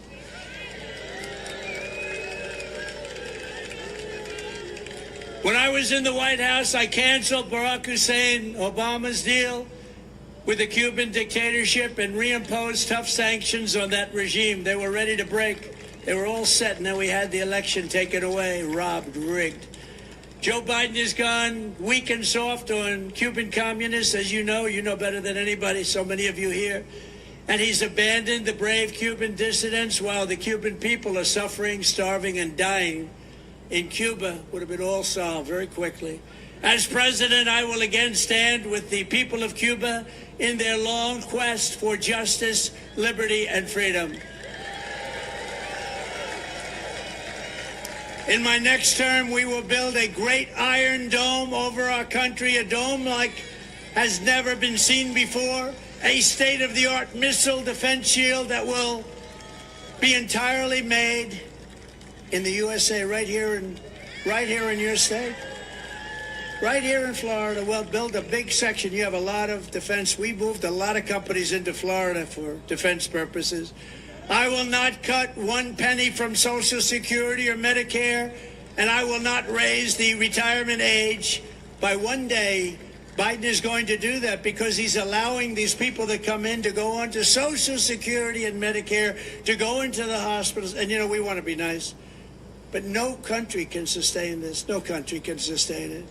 I kept that promise for 4 straight years, and I will keep it again. We have plenty of other resources. We're not going to touch Social Security or Medicare. If the millions of Biden migrants became citizens, Medicare and Social Security will be gone. They'll be gone. They'll be gone. We're going to rebuild our cities into beacons of hope, safety, and beauty better than they have ever been before. We will take over the horribly run capital of our nation in Washington, D.C., and clean it up, renovate it, and rebuild our capital city so that it's no longer a nightmare of murder and crime, but rather it will become the most beautiful capital anywhere in the world.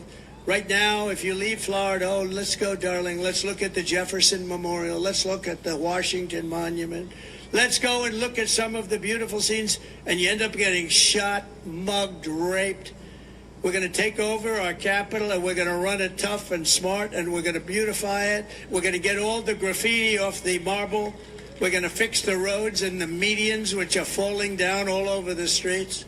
We're going to make our capital beautiful again. We're going to do the same thing with our cities, even though Democrat run. We're going to work with Democrat governors and mayors if we have to. On day one, I will sign a new executive order to cut federal funding for any school pushing critical race theory, transgender insanity, and other inappropriate racial, sexual, or political content onto the lives of our children.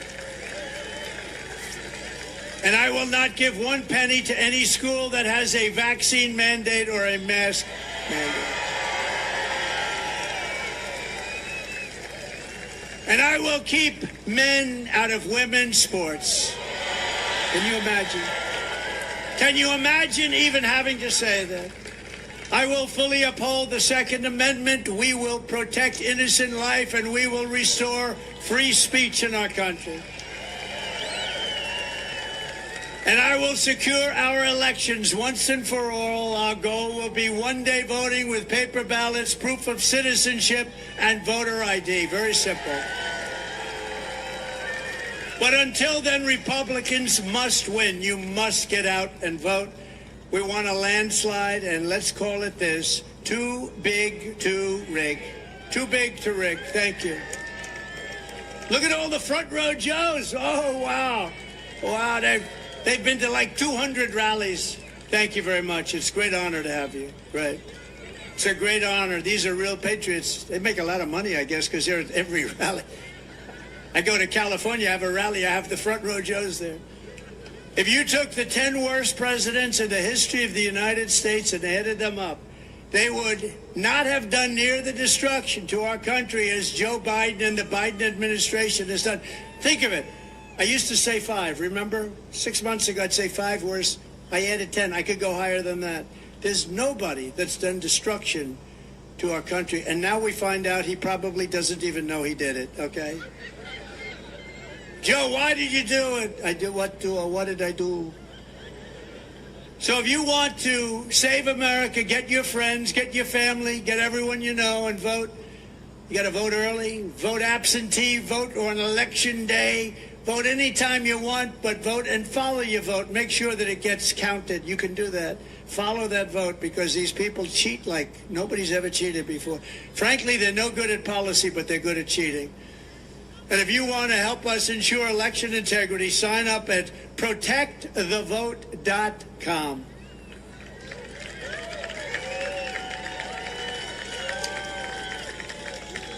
So in conclusion, from Jacksonville to Miami, from Tampa to Tallahassee, from the beautiful place that I know very well, destined to right here in Doral, we inherit the legacy of generations of American patriots who gave their blood, sweat, and tears to defend our country and our freedom. We stand on the shoulders of American heroes who crossed the ocean, settled the continent, tamed the wilderness, laid down the railroads, raised up those great, beautiful skyscrapers, won 2 world wars, and from right here in this beautiful state, launched our brave American astronauts to plant the stars and stripes on the face of the moon. Together, they made America into the single greatest nation in the history of the world.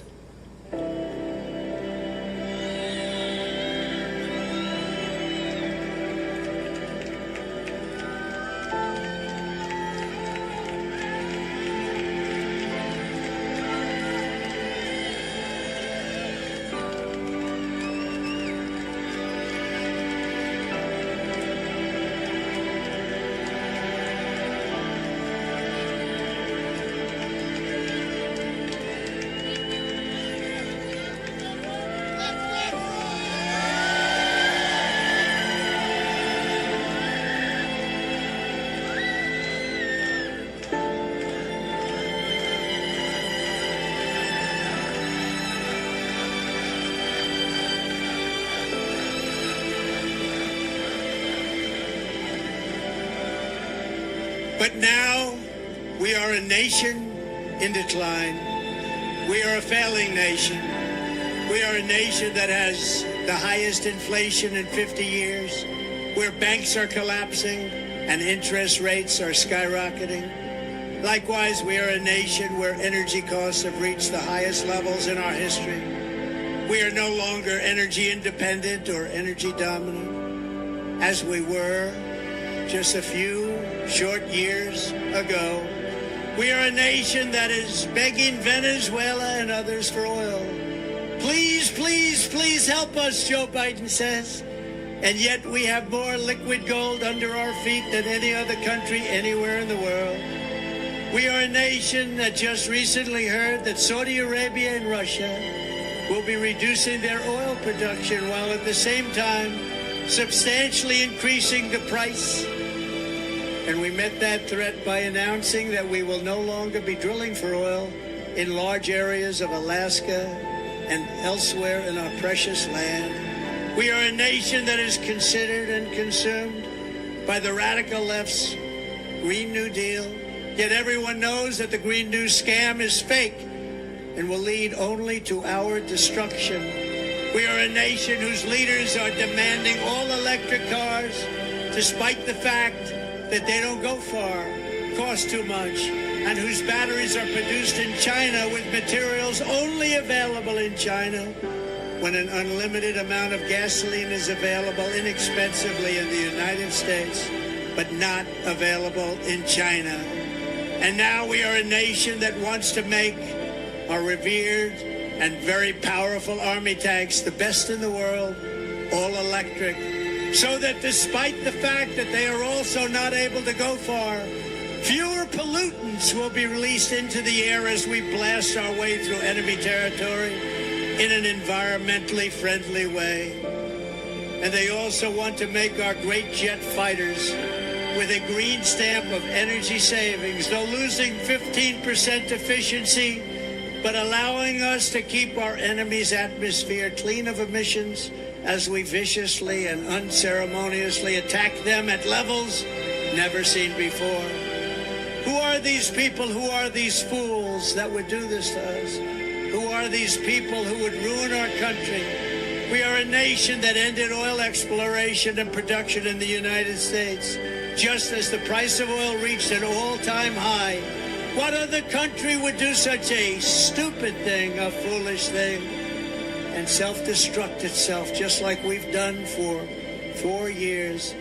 Can we be energy independent and even energy dominant again?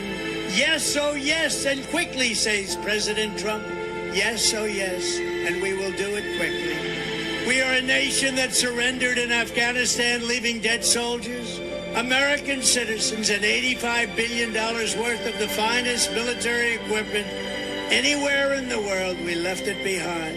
And also abandoning Bagram, one of the biggest military bases anywhere in the world, and only 1 hour away from where China makes its nuclear weapons. And we are a nation that allowed Russia, Ukraine to fight, killing hundreds of thousands of people, and it will only get worse. It would never have happened with me as your president, and for 4 straight years, it didn't happen. Likewise, the horrifying attack on Israel would have never happened. They wouldn't even have thought of doing such a thing if President Trump was in the Oval Office. Iran was broke under the Trump administration. They didn't have the money to fund Hamas, Hezbollah, and all of the other instruments of terror that they use. But those sanctions were lifted by a corrupt Biden administration. And now Iran is a rich country with $250 billion. Think of that. Iran now has, from nothing, they were broke. They now have $250 billion. $6 billion they also got for hostages, $6 billion. And for electricity to Iraq, they were given $10 billion, all compliments of an incompetent Biden administration. And China with Taiwan is next. We are a nation that allows radical left terrorists to violently attack our cities, leaving behind massive destruction and death. And nothing happens to the criminals that do these terrible things. There is no punishment. But when people who love our country protest on January 6th in Washington, they become hostages, unfairly imprisoned for long periods of time. But fortunately, the Supreme Court has just ruled, and they should be out soon.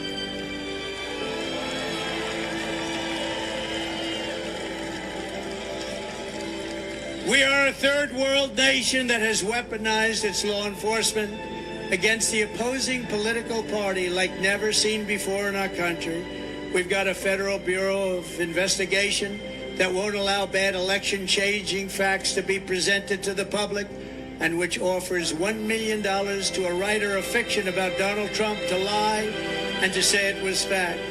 Where Hunter Biden's laptop from hell was Russian disinformation, and the FBI knew it wasn't.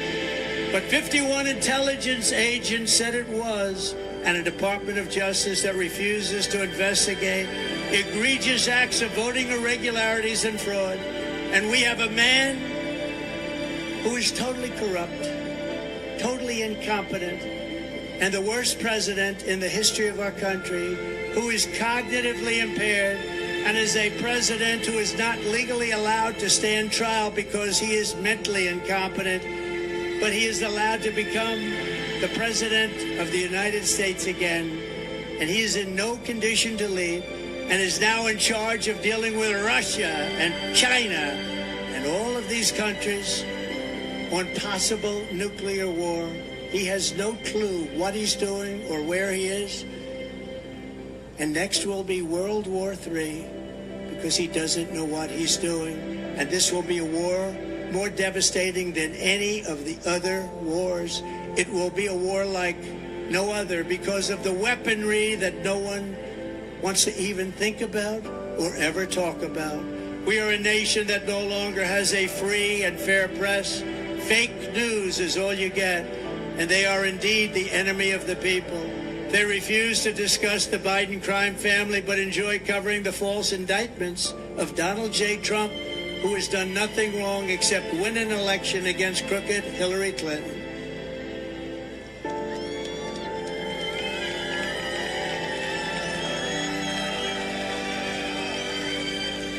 We are a nation where free speech is no longer allowed and where crime is rampant and out of control like never before. We are a nation that is allowing Iran to build a massive nuclear weapon and China to use the trillions and trillions of dollars it has taken from us to build a military to rival our own. And less than 4 years ago, we had Iran, China, Russia, North Korea, all in check. They respected us. They were afraid of us. They weren't going to do a thing against us, and everyone knows it. Now Russia and China are holding summits to carve up the rest of the world. And perhaps most importantly, we are a nation that is no longer admired, respected, or listened to on the world stage. They just aren't. We are a nation, in fact, that in many ways has become a joke. And we are a nation that is hostile to liberty, freedom, faith, and even to God. We are a nation whose economy is collapsing into a cesspool of ruin and whose supply chain is broken, whose stores are not stocked, whose deliveries are not coming, and whose educational system is ranked at the very bottom of every single list. We are a nation that just sold a once great company, United States Steel, to Japan. We are a nation whose stock market's continued success is continued and contingent on MAGA winning the next election. If MAGA doesn't win the next election, you will have a 1929 type depression. We're a nation where large packs of sadistic criminals and thieves are allowed to go into stores and openly rob them, beat up and kill their workers and customers, and leave with armloads of goods, but with no retribution, where the authority of our great police has been taken, where their families and pensions have been threatened, and their lives would be destroyed for the mere mention of the words law enforcement. We are a nation where fentanyl and all other forms of illegal drugs are easier to get than groceries to feed our beautiful families and babies. We have become a drug-infested, crime-ridden nation which is incapable of solving even the simplest of problems. We will institute the powerful death penalty for drug dealers, where each dealer is responsible for the death during their lives of 500 people or more. Mothers will never again be forced to watch their children overdosing and hospitaling. And we will never allow mothers to watch their child hopelessly dying in their arms, screaming, "What can I do? What can I do? Help me, God, what can I do?" We are a nation whose once revered airports are a dirty, crowded mess. You sit and wait for hours and then are notified that the plane won't leave, that they have no idea when they will, where ticket prices have tripled. They don't have the pilots to fly the planes. They don't see qualified air traffic controllers, and they just don't know what the hell they are doing. We are a nation that screens its citizens viciously at all ports, but if you are an illegal alien, you are allowed to flow through by the millions and millions right over our southern border. We are a nation that has lost its confidence, lost its willpower, and lost its strength. We are a nation that has lost its way. But we are not going to allow this horror to continue.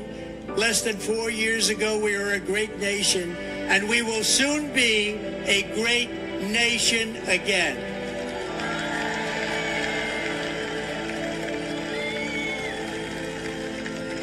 With the right leadership, every disaster Joe Biden has created can be fixed, and quickly. Every problem can be solved, and every wrong can be rectified, and it will be rectified very quickly. By this time next year, America's borders will be strong, sealed, and secure. Inflation will be in full retreat. Our economy will be at a level that will equal and even surpass what it was 4 years ago. Optimism will be surging. The American dream will be thriving again for citizens of every race, religion, color, and creed. Law and justice will reign all throughout our land. Freedom will be restored. The flame of liberty will be burning bright. Joe Biden, the worst president in the history of our country, will be a fading memory of the past, and our great silent majority, including the once forgotten men and women of our country, will be the ones shaping America's magnificent future when I am the 47th President of the United States. Because we are all Americans, and together we will show November 5th to be the most important day in the history of America. We are one movement, one people, one family, and one glorious nation under God. And together we will make America powerful again. We will make America wealthy again. We will make America strong again. We will make America proud again. We will make America safe again. We will make America free again. And we will make America great again. Thank you, Florida. Thank you very much. Thank you, Miami. God bless everyone. God bless you all. Thank you.